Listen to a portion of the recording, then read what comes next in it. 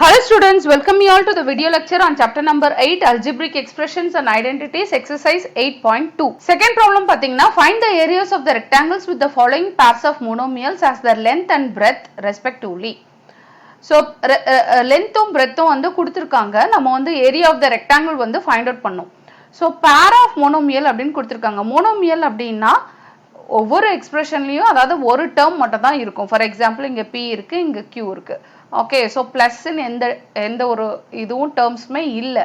அப்போ ஒரே ஒரு டேர்ம் தான் இருக்கிறதுனால தான் இது வந்து என்னன்னு சொல்லுவோம், மோனோமியல் அப்படின்னு சொல்லுவோம். ஸோ ஒவ்வொரு சப்டிவிஷன்லயும் நம்மளுக்கு வந்து லென்த் பிரெத் கொடுத்துருக்காங்க. ஸோ ஃபர்ஸ்ட் நம்மளுக்கு என்ன தெரியணும், அதுக்கு area of the rectangle. Area of the ரெக்டாங்கிளோட ஃபார்முலா என்ன, லென்த் இன்டூ பிரெத். ஸோ இந்த ஃபார்முலா வச்சு நம்ம ஈஸியா ஏரியா வந்து ஃபைண்ட் அவுட் பண்ணிடலாம். Coming to the first problem, p, q கொடுத்திருக்காங்க. ஸோ ஏரியா என்னன்னு ஃபைண்ட் அவுட் பண்ணலாம், லென்த் இன்டூ பிரெத். இங்க லென்த்தோட வேல்யூ வந்து p, பிரெத்தோட வேல்யூ வந்து q. ஸோ இங்க p இன்டூ q இருக்கிறதுனால ரெண்டுமே வேற வேற வேரியபிள். ஸோ அப்போ வந்து கம்பைனே பண்ண முடியாது. ஸோ ஜஸ்ட் லைக் தட் நம்ம p இன்டூ q என்னன்னு எழுதிக்கலாம், pqன்னு எழுதலாம்.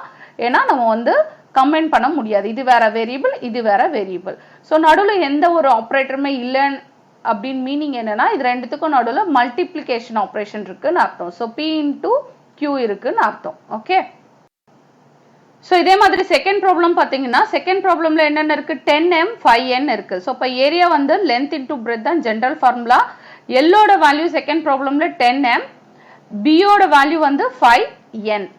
ஸோ ஃபர்ஸ்ட் ஜென்ரலாக நம்ம வந்து கான்ஸ்டன்ஸை மல்டிப்ளை பண்ணுவோம். ஸோ என்னென்னலாம் கான்ஸ்டன்ஸ், 10 இன்டூ 5 தான் வந்து கான்ஸ்டன்ட். ஸோ இப்போ ஃபர்ஸ்ட் அதை செப்பரேட்டாக எழுதிக்கலாம். So 10 into 5. அப்புறம் என்னென்ன வேரியபிள் அவைலபிளாக இருக்கு, mn. ஸோ அதை தனியாக எழுதிக்கலாம், m இன்டூ n அப்படின்னு எழுதிக்கலாம். ஸோ இப்போ பார்த்தீங்கன்னா 10 இன்டூ 5 வந்து 50.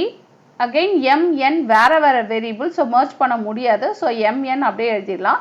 ஸோ இங்கே நம்பர் இருக்கு, இங்கே வேரியபிள் இருக்கு. அகெயின் இது எல்லாத்தையுமே கம்பைன் பண்ண முடியாது. So just like that 50 mn எழுதிடலாம்.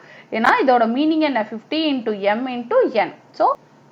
ஸோ 50 mn தான் பார்த்தீங்கன்னா செகண்ட் ப்ராப்ளத்தோட answer. So coming to the third problem, third ப்ராப்ளம்ல அகெயின் ஏரியா ஃபைண்ட் அவுட் பண்றோம். ஏரியாவோட ஃபார்முலா என்ன, லென்த் இன்டூ பிரெத். இங்க லென்த் என்ன கொடுத்திருக்காங்க, 20x ஸ்கொயர். பிரெத் என்ன கொடுத்திருக்காங்க, 5y ஸ்கொயர். ஸோ இப்போ இந்த ரெண்டு டேர்மும் மல்டிப்ளை பண்ணும்போது ஃபர்ஸ்ட் கான்ஸ்டன்ஸை தனியாக எடுத்துக்கலாம். ஸோ 25 இருக்கு, அது ரெண்டுத்தையும் மல்டிப்ளை பண்ணி தனியாக ஃபர்ஸ்ட் எழுதிக்கலாம், 20 இன்டூ 5. அப்புறம் என்னென்னலாம் வேரியபிள் இருக்கு, இங்க வந்து x ஸ்கொயர் இருக்கு, இங்க வந்து y ஸ்கொயர் இருக்கு. ஸோ அது ரெண்டுத்தையும் மல்டிப்ளை பண்ணி எழுதிக்கலாம். ஸோ 20 இன்டூ 5 பார்த்தீங்கன்னா 100. இதில் பார்த்தீங்கன்னா இங்கே எக்ஸுக்கு இங்கே y இருக்கு. ஸோ இது ரெண்டுத்தையும் கம்பைன் பண்ண முடியாது, ஏன்னா இது வேற வேரியபிள், இது வேற variable. So just like that X ஸ்கொயர்னு எழுதிட்டு y ஸ்கொயர்னு எழுதிடலாம். So 100 x square y square தான் வந்து தேர்ட் ப்ராப்ளமோட ஆன்சர். நெக்ஸ்ட் வந்து ஃபோர்த் ப்ராப்ளம் பார்த்தீங்கன்னா, a is equal to l into b.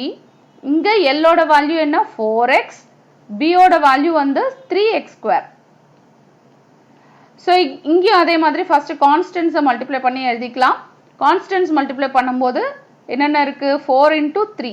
அப்புறம் வேரியபிள்ஸ் என்னென்ன இருக்கு, X square. So X into X square. So இப்போ இங்கே பார்த்தீங்கன்னா 4 இன்டூ 3 வந்து 12.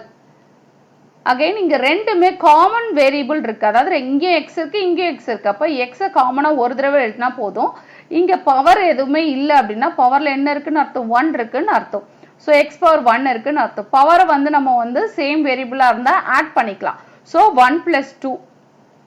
ஸோ இப்போ இதோட ஆன்சர் வந்து பார்த்தீங்கன்னா 12x கியூப். ஏன்னா 1 + 2 வந்து 3. ஸோ ஆன்சர் 12x கியூப் தான் வந்து ஃபோர்த் ப்ராப்ளம்க்கு answer. So next fifth problem.